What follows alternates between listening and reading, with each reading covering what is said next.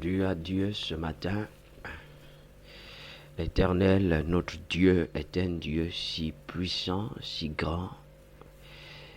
Nous poursuivons aujourd'hui avec notre thème, que la terre produise de la verdure. Et je disais tantôt que c'est un enseignement que nous donnons tranquillement, doucement, des vérités que nous révélons doucement et tranquillement, sans crier, en suivant les consignes de la parole. Il faut croire que ce que nous faisons, ce qui se passe en nous ne dépend pas de nous, ne dépend pas de ce que nous disons, mais dépend de ce que Dieu dit. Ça, c'est très important. L'impact de la parole dans la vie d'une personne ne dépend pas de l'intonation d'une voix, ne dépend pas d'un cri. Non, l'impact de la parole de Dieu dans la vie d'une personne dépend de la puissance qui est cachée derrière, en même temps en elle-même. Normalement, lorsqu'une parole est libérée, elle ne dépend pas d'aucune autre puissance. La Bible dit que la parole est suffisante, elle se suffit à elle-même. En d'autres termes, on n'ajoute rien.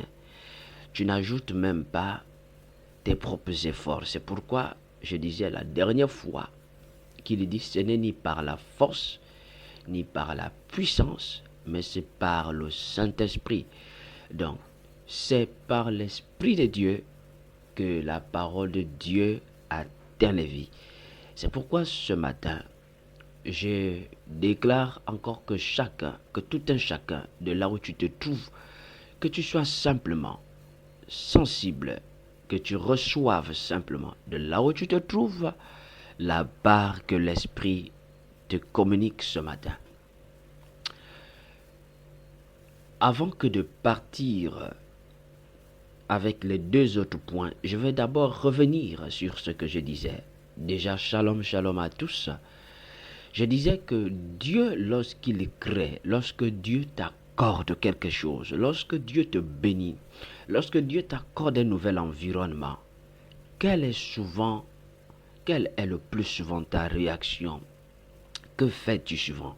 Nous avons dit que quand on parle de la terre, c'est tout ce qui est rattaché à la terre. La terre, c'est le travail. La terre, c'est un nouvel environnement que Dieu te donne. La terre peut être un foyer. La terre peut être un enfant. La terre peut être du travail. La terre peut être un lieu d'étude. La terre, tout simplement, un endroit où tu es appelé à rester ou à dominer, à régner. Mais lorsque Dieu t'accorde cet environnement, quelle est ton attitude? Nous avons dit que quand Dieu a créé la terre, il ne s'est pas arrêté à laisser la terre vide. Non, non, non, non. Quand il a créé la terre, il a fait quelque chose, il a sémé. Mais il a sémé par quoi? Il n'a pas sémé par autre chose, il a sémé par la parole. Donc, lorsque Dieu t'accorde d'être dans un nouvel environnement, quel premier geste devras-tu faire quand Dieu te donne? On va aller simple ce matin. Vous savez, la parole est très simple. Lorsque Dieu te donne, par exemple, du travail, quand Dieu t'accorde le premier travail, qu'as-tu fait? Qu'as-tu sémé le premier jour? Rien du tout, ou tu as sémé les paroles de Dieu. Quand Dieu t'a donné ton premier enfant, qu'as-tu sémé? Qu'as-tu sémé en premier sur cet enfant? Souvent, il y a des personnes qui regrettent par après. Vous savez, c'est un principe. C'est un principe. Le spirituel move sur, on va dire, les vagues du principe, des principes. Il y a des principes, si vous ne les respectez pas, vous finirez par passer à côté. La Bible dit que la terre produise de la verdure. Ok? Et elle insiste en disant que chaque arbre produise de fruits. Et chaque fruit, ça, on va dire, il dit sa sémence. En d'autres termes, ce que tu dis aujourd'hui produit son fruit et à l'intérieur de ce fruit une autre sémence. En fait, c'est une loi, la loi de la continuité. Ce que tu déclares, en premier portera de fruits qui influencera sur ce qui arrive.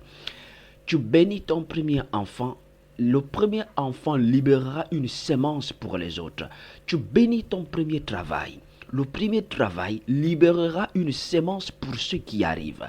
Tu bénis ton premier salaire. Le premier salaire produira de la semence pour autre chose qui arrive. Tu bénis ton foyer. Le premier jour que tu mets pied dans ton foyer, tu dois parler. Les gens n'aiment pas parler. Écoutez, je le dis toujours que il faut parler. Ne négligez pas ce que je suis en train de vous dire ce matin. Quelqu'un, tu demandes à Dieu du travail. C'est un environnement que tu demandes à Dieu. Quand Dieu t'accorde du travail, tu y arrives, c'est pour autre chose. Même parler au lieu du travail, tu ne parles pas. Pire encore, quand tu as ton premier salaire, que fais-tu avec ce salaire? Tu prends ce salaire et puis tu vas fêter avec. Certains vont jusqu'à acheter des appareils de musique, vont jusqu'à acheter des téléphones. Au lieu de tirer de ce fruit une sémence pour pouvoir encore remettre en terre. Je suis en train de parler d'une manière spécifique. Lorsque tu prends, quand Dieu te donne, je suis en train de dire ceci, lorsque Dieu te donne du travail, dans ce travail, tire de la sémence que tu mets en terre. Quand Dieu te donne un enfant, prends de cet enfant, prends-le et remets, sème-le encore dans la parole, sème-le à l'Éternel. Quand Dieu te donne quelque chose, prends cette chose, sème à nouveau dans l'Éternel. Tout ce que Dieu te donne, c'est ici l'image d'une nouvelle sémence. Je veux dire, à l'intérieur de ce que Dieu te donne, se trouve une nouvelle sémence qui peut être productive pour d'autres personnes, bénéfique pour d'autres personnes. Je vais le redire encore. Sache ce matin que à l'intérieur de tout ce que Dieu te donne, se trouve une nouvelle sémence. Quand Dieu te donne un enfant, l'enfant est une nouvelle sémence pour une bénédiction d'un plus grand nombre. Sème encore l'enfant en terre, c'est-à-dire sème l'enfant sur un environnement. Et l'enfant ne se sème pas n'importe comment. L'enfant se sème par la parole de Dieu. Plante l'enfant par la parole de Dieu sur la terre. Tu dis sur cette terre, tu dois dominer, tu dois régner. Tu le plantes par la parole.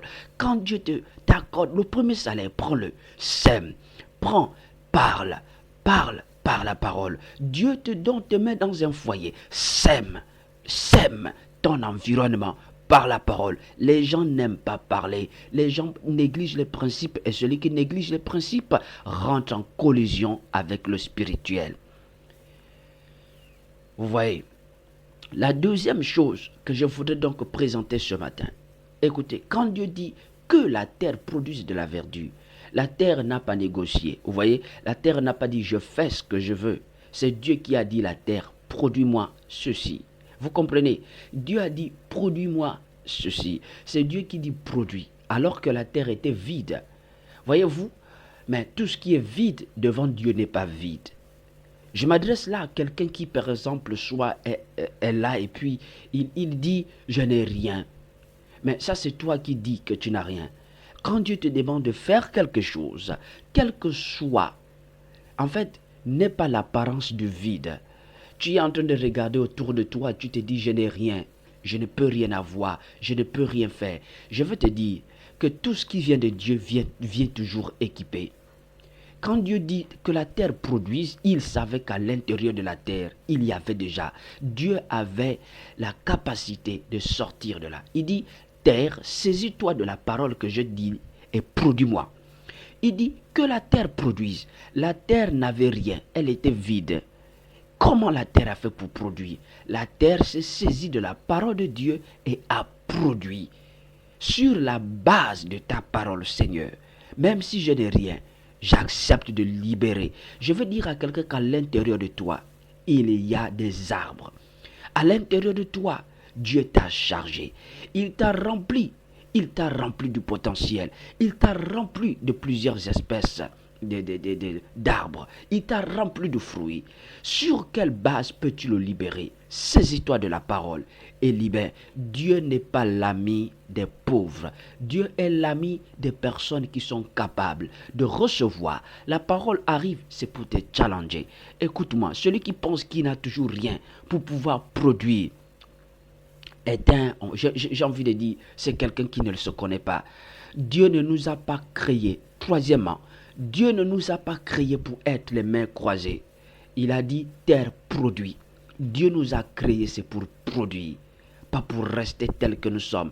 Dieu ne nous a pas créés pour rester vides. Dieu nous a créés pour produire de la verdure. Mon frère, il est peut-être temps que tu produises. Je voudrais aller très rapidement comme ça. C'est un thème qui nécessite tellement du temps, qui nécessite tellement de la patience pour pouvoir le communiquer. Mais le temps ne nous permet pas. Alors, tu dois retenir cela. Dieu te crée, c'est pour produire, non pas pour être les mains vides. Et quand Dieu te demande de produire, c'est qu'il sait qu'il t'a donné les moyens. Quel est le premier moyen que Dieu t'a donné pour produire? C'est sa parole. Crois. Pierre a dit, sur ta parole, sur la base de ta parole, je jette les filets. J'aimerais que quelqu'un me dise ce matin, en entendant cette parole, que tu dis, Seigneur, sur la base de ta parole, j'accepte de produire. La parole que Dieu te donne, comme orientation à l'intérieur, c'est aussi l'équipement. Le même Dieu, quand il dit que la terre produise, Dieu a planté par la parole, il a arrosé par la parole, et il a fait croître par la parole. Ce que Dieu sème en toi, il arrose ça par la parole, il fait croître par la parole. Ce que Dieu t'a donné, Dieu ne fait pas grandir cela par autre chose. Dieu fait grandir par la parole. Généralement, il y a des personnes en qui Dieu sème des bénédictions. Mais au niveau de faire croître la bénédiction, des personnes s'enfuient. Des personnes se déconnectent de la présence de Dieu. Et voilà le tour est joué. La semence meurt en terre. Ce que Dieu te donne est appelé à rester en terre, à être arrosé par la parole de Dieu, à croître par la parole de Dieu. Deuxièmement,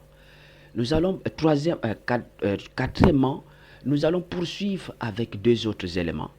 Gardez l'écoute, je reviens tout à l'heure pour pouvoir nous amener à comprendre les deux autres éléments. Que Dieu vous bénisse.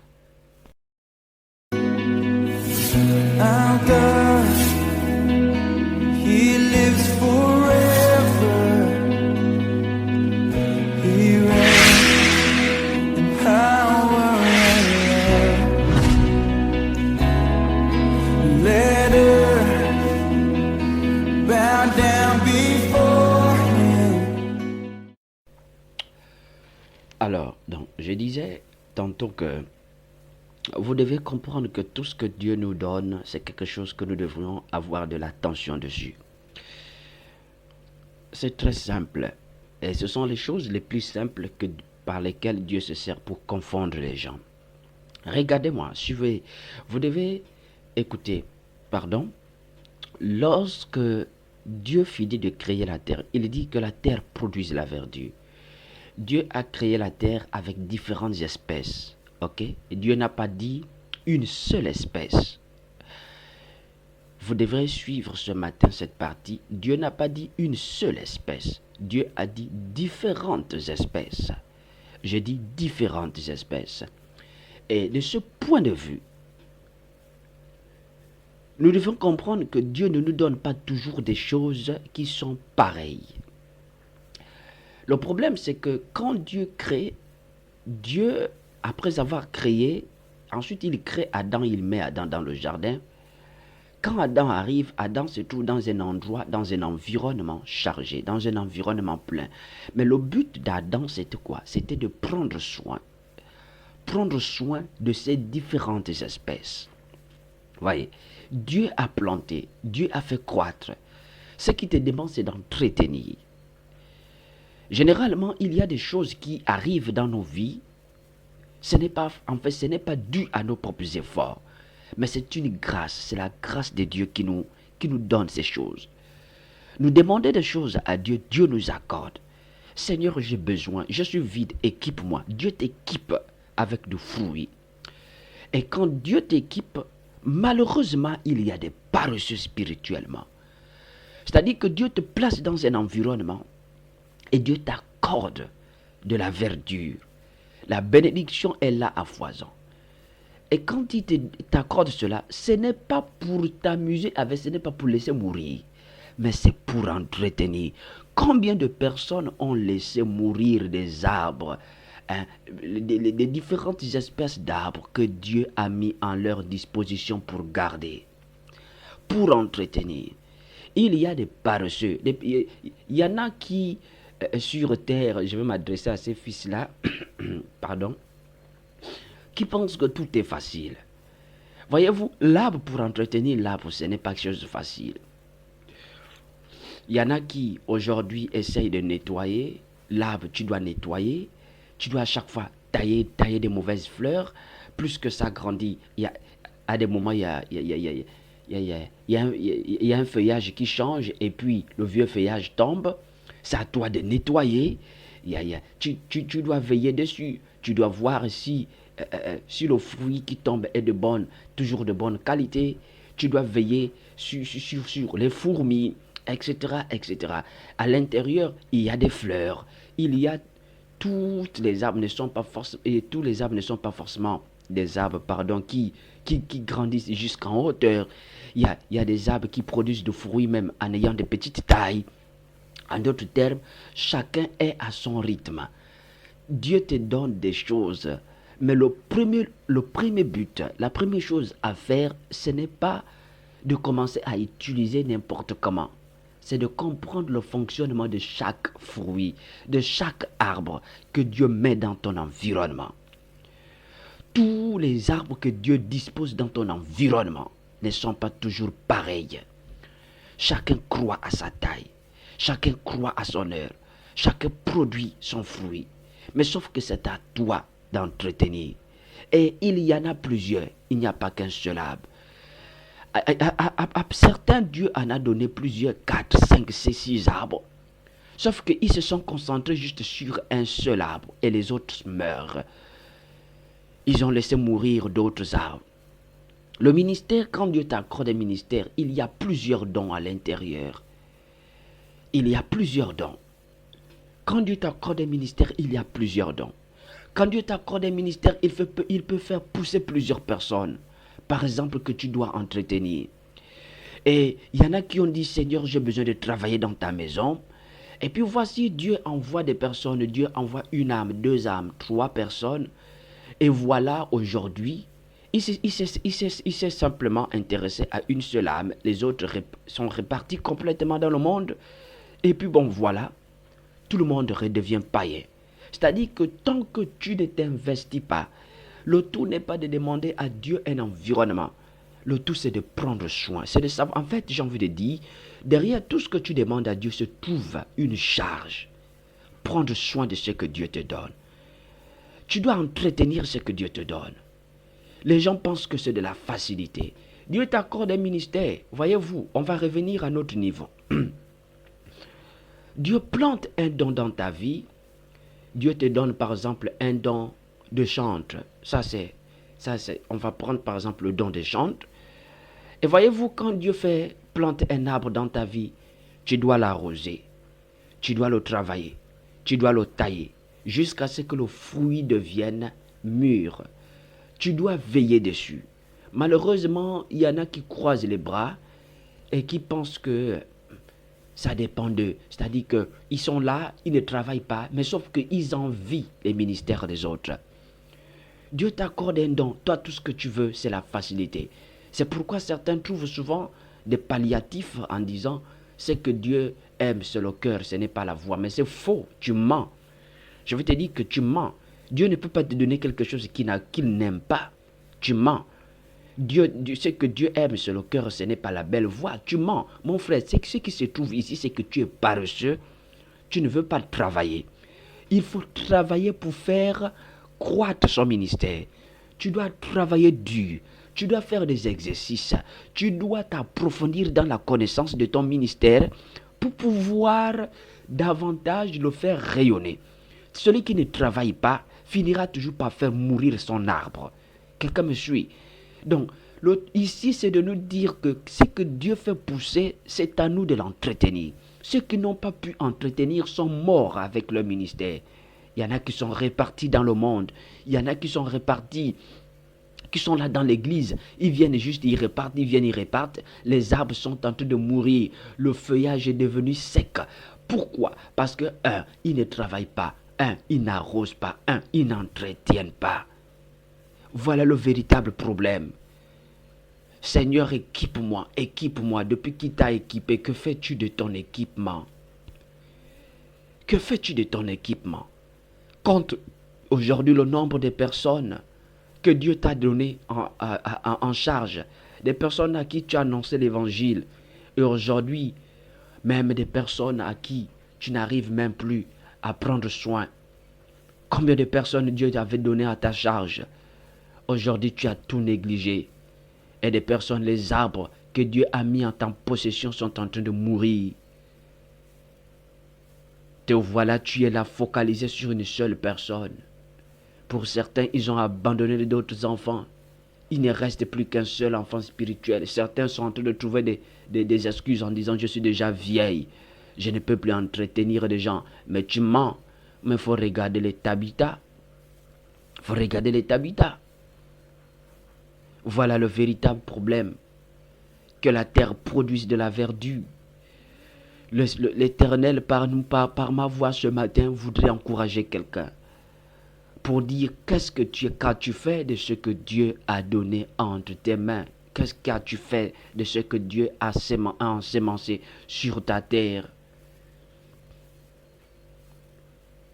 Ils se sont simplement concentrés sur un seul fruit, sur un seul arbre, une seule qualité. Et pourtant, il y en a plusieurs. Il y a plusieurs dons que Dieu t'a donnés. Mais tu t'es simplement reposé sur un seul don. Voilà que les autres sont en train de mourir. Et le problème, c'est que quand tu découvres chez l'autre comment Dieu est en train d'exploiter l'autre, celui qui est en train de prendre soin de ses dons, on finit par traiter les autres de sorciers. C'est de la sorcellerie, mais tu as raison de les appeler des sorciers parce que tu ne connais rien du tout. Tu es limité à ce que tu connais, tu es limité à ce que tu sais. Tant que tu ne découvres pas la pertinence qu'il y a dans chaque arbre, le goût de chaque arbre que Dieu t'a donné, tu ne pourras rien faire. Tu n'iras nulle part. Alors ce matin, que quelqu'un sorte de là avec cette pensée, avec cette leçon. Dieu ne s'aime pas pour rien, c'est pour prendre soin. Les ministères sont morts.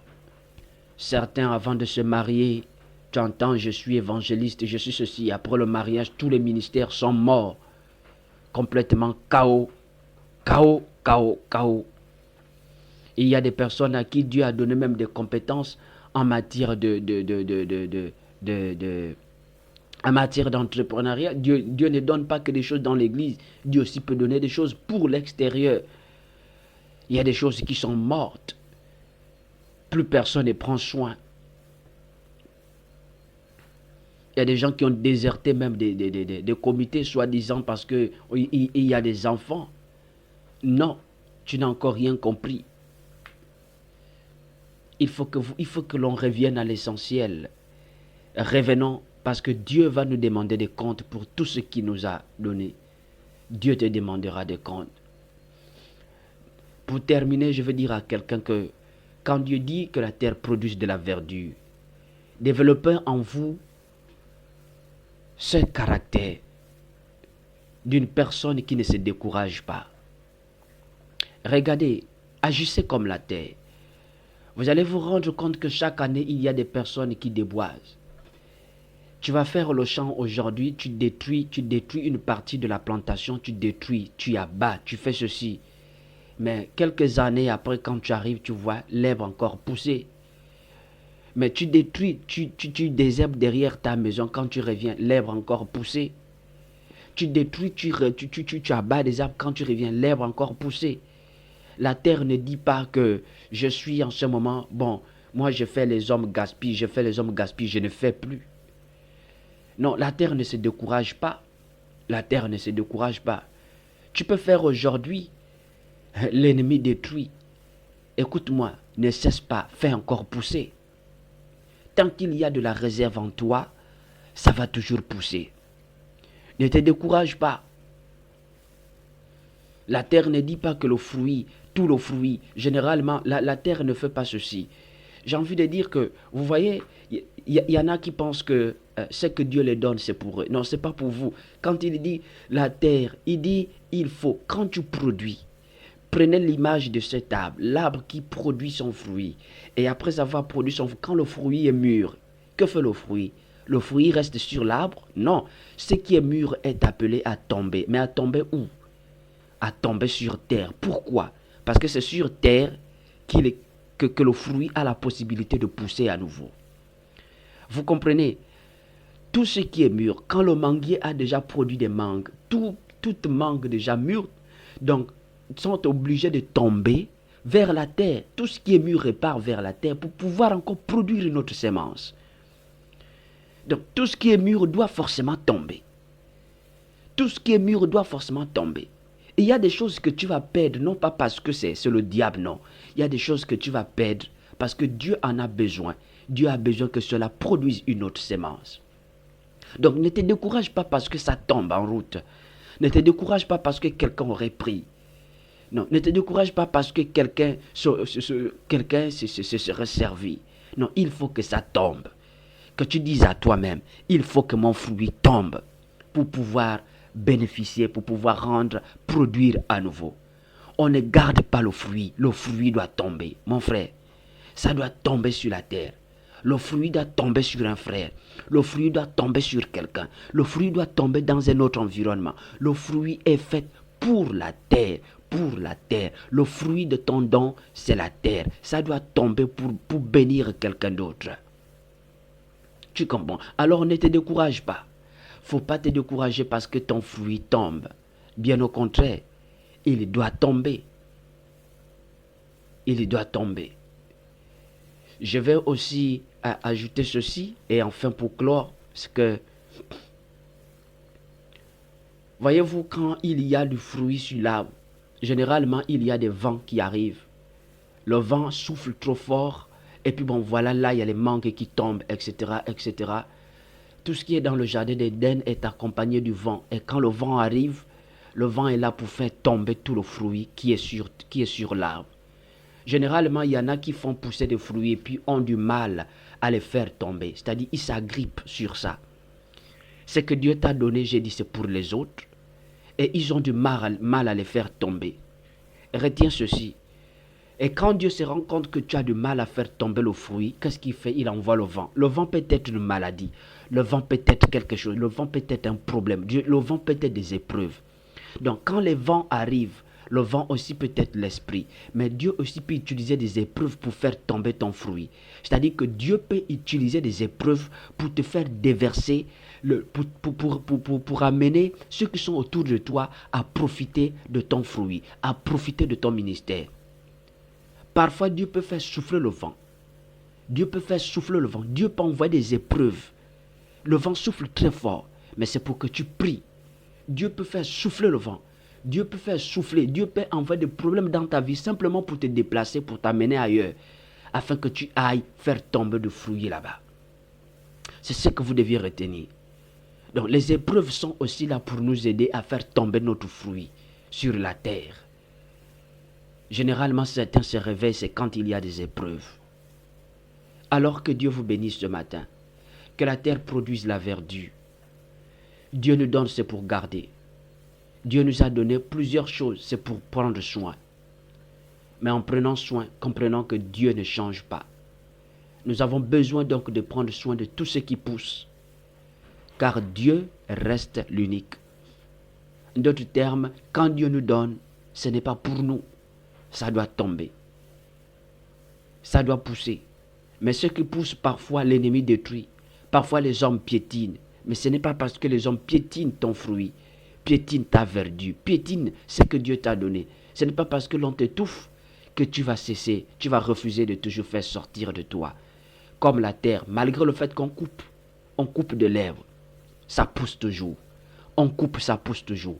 Alors ne te décourage pas. Et fais attention de ne pas garder le fruit pour toi, c'est pour les autres. Que Dieu vous bénisse ce matin.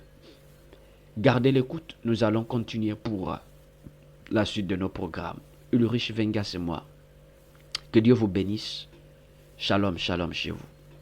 Amen.